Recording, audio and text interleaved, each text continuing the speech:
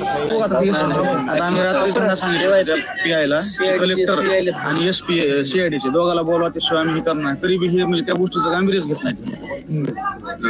कालच म्हणलं होतं कलेक्टर आणि एसपी ह्याचे सीआयडीचे ह्या दोघांनाच इथं बोलवा, तुम्ही हातात काहीच नाही म्हणलं, पण तरी बी ते अशी गोष्ट करते. मी सांगितलं होतं कालच पाटील साहेबाला. मला माहितच नव्हतं काय मी सांगतो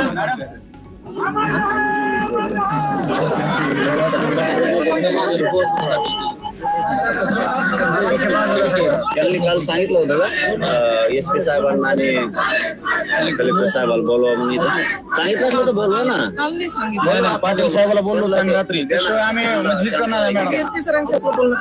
नाही त्यांना इकडेच बोलवा. आम्हाला करायचं हे बघा त्यांना काहीतरी शब्द दिला पाहिजे. कलेक्टर साहेबाला आम्ही 10 वेळेस मेसेज करतो. मी कधी कोरडा पडत नाही, मी कोरडा पडतोय, मी कधीच कोरडा पडत नाही. तो उलट्या खातात मला ते एवढं वाटत नाही. ते लेकरू जर गेलं.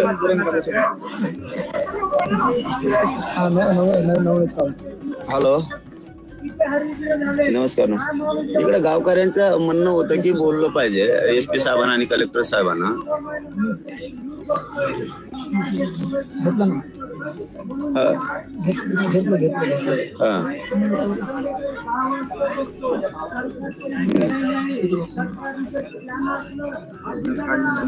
मला असं वाटतंय तुम्ही दोघांना यावं. मी आहे इथं स्वतः. यांना थोडस वरती गेला, जीव नको जायला एखाद्याच्या लेकराचा.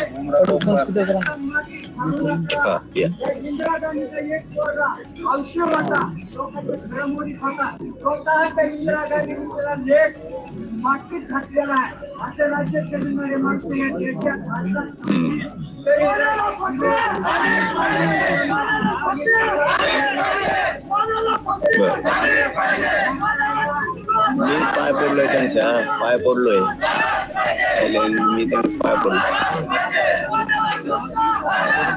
कलेक्टर साहेबांनी तुम्ही दोघं तातडीने येऊन जा, नको एखादा उगाच जायला. मी आहेच, मी तर रिक्वेस्ट करतो. मी सारखं पाय पडतो त्यांचा, जीव नाही जायला पाहिजे.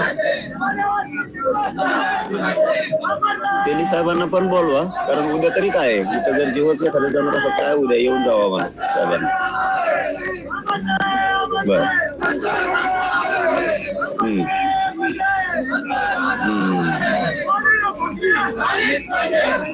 पुण्याहून कोण निघालंय आता? बर घ्या लवकर घ्या तुम्ही या. तोपर्यंत मी रिक्वेस्ट करतो यार घ्या रे. मला हे ना मी म्हणतो बघूच ना आपण रे. हे सरकार गेलं खड्ड्यात.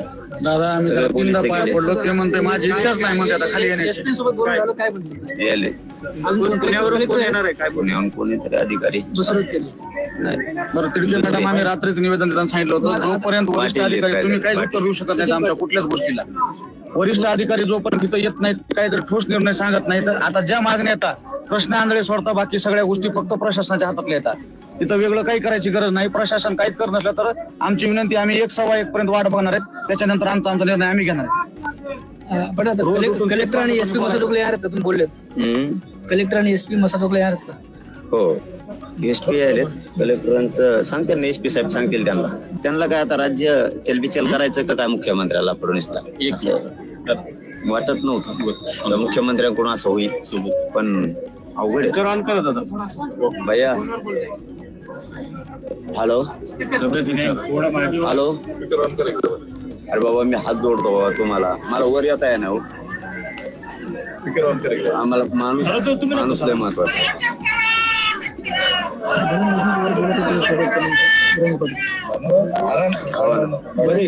त्याला त्यांना डॉक्टर पाठवून द्या ना एखादा वर. मग डॉक्टर येऊ द्या नाही कोण.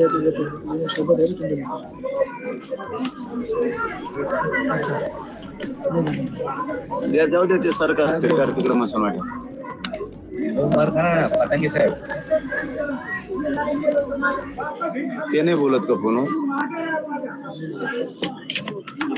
अरे बाबा ते सरकार मरू द्या तिकडे. एवढा मोठा मराठा आहे ना, मुश्किल करून टाकाल राव. मी तुमच्या कुणाच्या कुटुंबाला धक्का लागल्यावर आरोग्य सुटल्यावर तुम्ही खाली यावर. मी रात्री सांगितलं होतं ना मी येतो म्हणून.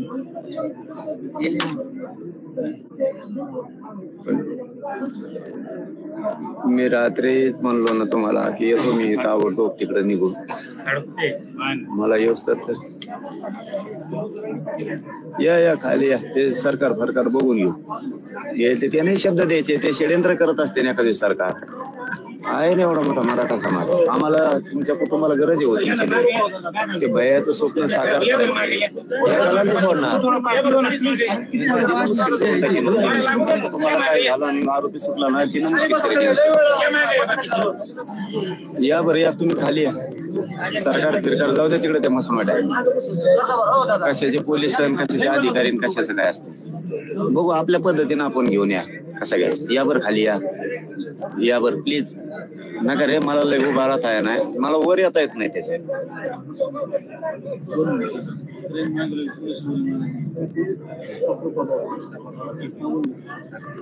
काय झालं बोललं काय विनंती. हॅलो चक्कर आली. येतो म्हणे पाणी पितो. येतो म्हणे.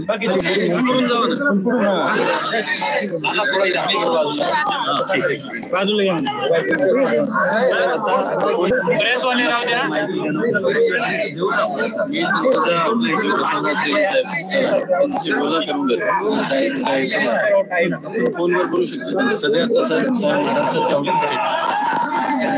महाराष्ट्राच्या काय मागणी आणि सीआयडीच्या काही तपासाचा आणि पुरावा असून सुद्धा त्याला मोठ्यात आणि 300 मध्ये घेतलं जात नाही. त्याविषयी मला वाटतं पाटील साहेबांनी येणं गरजेचं आहे. पाटील साहेब आमदार त्यांना काय त्यांना सांगतो आणि एकदा तुम्ही बोला ना. तुम्ही त्यांना शब्द द्या. फोन तुम्ही मला लावून द्या ना फोन. सरकारला सुद्धा सरकारला मेसेज देणं पण यंत्रणा पण नाही होते वर जाऊन काढायला. त्याला काही कोणत्या गाड्या असतात त्या गाड्या का होईना.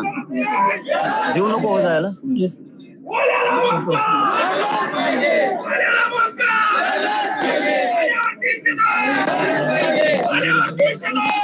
सरकारचे पण प्रतिनिधी बोलवा आज. की तुम्ही रिक्षा घ्या आणि अधिकाऱ्यांना पण बोलवा. आज संध्याकाळपर्यंत हा विषय निकाली काढा. हा ऐका ना माझ्याकडे द्या. मग मनोज दादा बोलणार. ऐका SP साहेब ऐका ना रे बाबा. तुमच्या पाया पडतोय यार मी. मला माणूस महत्वाचा. सरकार गेलं का त्याच्या गाडीत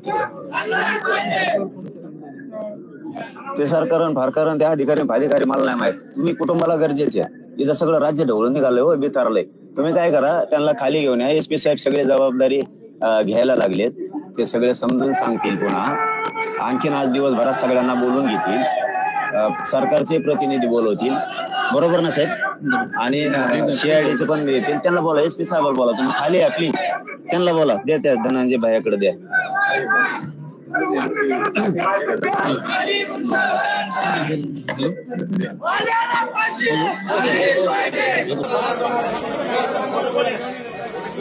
मित्रा